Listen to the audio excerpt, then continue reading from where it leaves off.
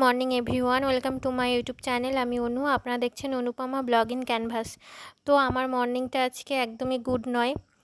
শুরু করেছিলাম ভালোভাবেই সব কিছু, কিন্তু কিছুক্ষণ পরেই কি ঘটলো না ঘটলো তোমাদেরকে আমি সবটা বলছি। তো যাই হোক, আশা করছি তোমরা সবাই ভালো আছো আর আমিও ভালো আছি। কিন্তু সত্যি কথা বলছে, মনটা একটু খারাপ। ভিডিওটা শুরু করেছিলাম একদম হাসি খুশি, অনেক ভিডিও বানাবো ভেবেছিলাম।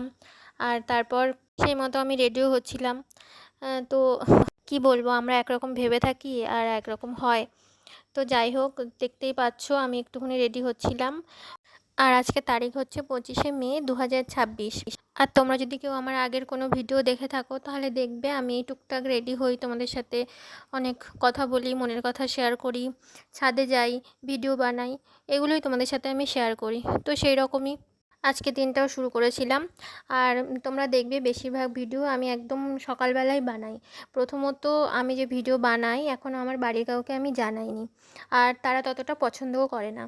এটা লুকিয়ে রাখার মতো কোনো ব্যাপার নয়, কিন্তু হচ্ছে তারা যেদিন জানতে পারবে, আমি নিজে থেকে জানাবো না, এটাই আমি ঠিক করে নিয়েছি আর কি। তো সেই মতো সকালবেলায় ওই জন্য ভিডিও বানাই, মানে কয়েকটা ভিডিও বানিয়েছি আর কি। তো তার মধ্যে এই দুর্ঘটনাটা ঘটলো। তো আমি সত্যি কথা বলতে প্রথমত বিশ্বাস করতেই পারছিলাম না, মানে আমার যে কী অনুভূতি হচ্ছিল সেটা আমি বলে বোঝাতে হয়তো পারবো না। তো হচ্ছে তখন হচ্ছে সবেই একটু একটু সকাল হচ্ছে আর কি। আমি ছাদে গেছি, গিয়ে আর ছাদের যে রেলিংটা আছে না, তো আমাদের ছাদের রেলিংটা কিন্তু সরু না, বেশ চওড়া, অনেকটাই চওড়া। তো ওখানে রেখেই আমি মাঝে মধ্যে ভিডিও বানাই, সব সময় নয় কিন্তু মাঝে মধ্যে ওখানে রেখে ভিডিও আমি বানাই। ছোটো একটা স্ট্যান্ড আছে, ওটার মধ্যে রেখে আর ভিডিও বানাই। সেদিনও তাই, সবে গেছি, গিয়ে আর ওই রেলিংটাতে মানে স্ট্যান্ডটা রেখেছি, আর এমন একটা দমকা হাওয়া এলো, মানে সেকেন্ডের মধ্যে পুরো একদম ফোনটা ছাদ থেকে নিচে পড়লো, স্ট্যান্ডটাও ভাঙলো। ফোনটা তো যা হওয়ার হয়েছে, সেকেন্ডের মধ্যে না আমি বুঝতেই পারলাম না যে কি হয়ে গেল। আর যে গানটা চলছিল, ফোনটা একদম 3তলা থেকে নিচে পড়েছে, নিচে পড়েও গানটা বাজছে। আমি জানি ফোনটাতে আর কিচ্ছু নেই, সব শেষ হয়ে গেছে। তাও আমি মনকে মানে বোঝাতে পারছি না, মানে উপর থেকে নিচে আসছি আর ভাবছি যে ফোনটা ঠিকই আছে, গান বাজছে যখন ফোনটা ঠিক আছে। তো যাই হোক, কী অবস্থা হয়েছিল সব আমি তোমাদের সাথে শেয়ার করব, ভিডিও আমার কাছে আছে, ফোন, স্ট্যান্ড, সব কিছুই। আর এখনও পর্যন্ত মানে আমি এই 2 দিন পর আমি ভয়েস ওভারটা দিচ্ছি, তো ফোনটা মোটামুটি ঠিক করে এনেছি, তোমাদের সাথে শেয়ার করছি। এখনও পর্যন্ত কিন্তু বাড়িতে কেউই জানে না, আর আমার সত্যি কথা বলতে বলার সাহসও নেই। যদি কোনো দিন দেখে, ভিডিও চোখের সামনে আসে, তাহলে সেদিন জানতে পারবে। আমি নিজে থেকে তো কোনো দিন বলছি না। ডিসপ্লে তো যা হওয়ার হয়েছে, একদম ভেঙে কুচি কুচি হয়ে গেছে, আর ফোনের বডিটা পর্যন্ত পুরো বেঁকে গেছে। আমি দোকানে নিয়ে গেছি, দোকানদার বলছে ফোনটাকে কি ধরে কেউ আছাড় মেরেছো খুব জোরে, মানে সে যেরকম হয় ফোনটা পুরো ঠিক অবস্থাটা সেরকমই হয়েছিল। আর এই ভিডিওটা হচ্ছে ফোনটা সারিয়ে যখন আমি ফিরছিলাম নদীতে, বোটে ছিলাম, তখন একটুখানি ভিডিও করছিলাম। আর তারপর হচ্ছে এই ভিডিওটা হচ্ছে আমার ফোনটা সারাচ্ছিল, সেইটাই আমি একটুখানি ভিডিও করে রাখছিলাম। আমি মায়ের ফোনটা নিয়ে গেছিলাম, মায়ের ফোনটা নিয়ে গিয়ে একটুখানি ভিডিও করছিলাম আর কি। আর এই দেখো আমার স্ট্যান্ডটার অবস্থা, স্ট্যান্ডটাও ভেঙে গেছে। মানে বুঝতে পারছো, মানে 2-1টা ভিডিও সবে বানানো শুরু করেছি, তার মধ্যে এরকম একটা ব্যাপার হয়ে গেল। আর এই দেখো স্ট্যান্ডটা আমার কাছে এই একটা আঠা ছিল, কি আঠা আমি ঠিক জানি না। তো এটা দিয়ে আমি জোড়ার চেষ্টা করছিলাম, বাট সকালবেলা আমি দেখলাম যে এটা কোনো কাজেরই না, জোড়েনি।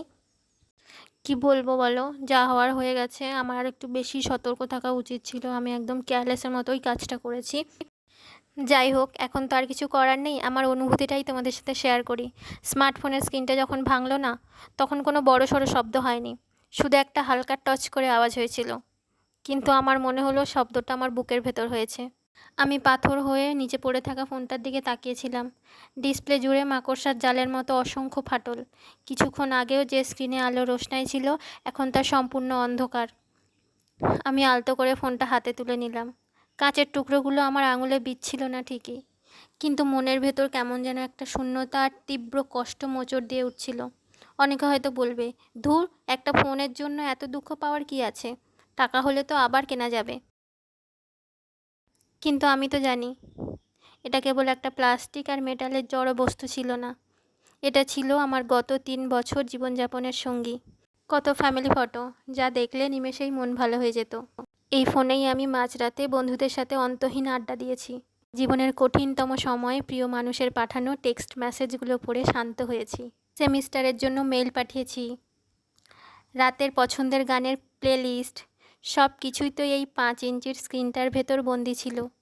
আজ ফোনটা ভেঙে যাওয়ায় মনে হলো সেই চেনা স্মৃতির একটা বড় অংশ আচমকা হারিয়ে গেছে।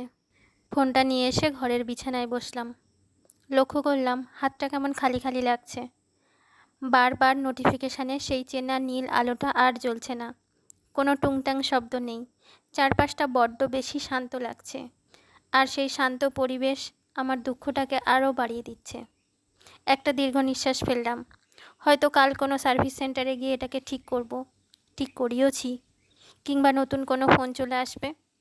কিন্তু এই যে সাধের পুরনো সঙ্গীটার এভাবে আচমকা চলে যাওয়া, আর তার সাথে জড়িয়ে থাকা চেনা মুহূর্তগুলোর সাময়িক স্তব্ধতা, এই দুঃখটা আজকে আমার সকালটাকে বড্ড ভারী করে রেখে দিল।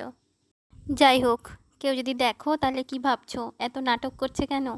বিশ্বাস করো, আমার অনুভূতি যেটা সেইটাই তোমাদের সাথে শেয়ার করলাম, আর কিছুই না। আজকের মতো আর কিছু বলার নেই। সবাই ভালো থেকো। আর কি বলবো, নিজের ফোনের যত্ন নিও। টাটা।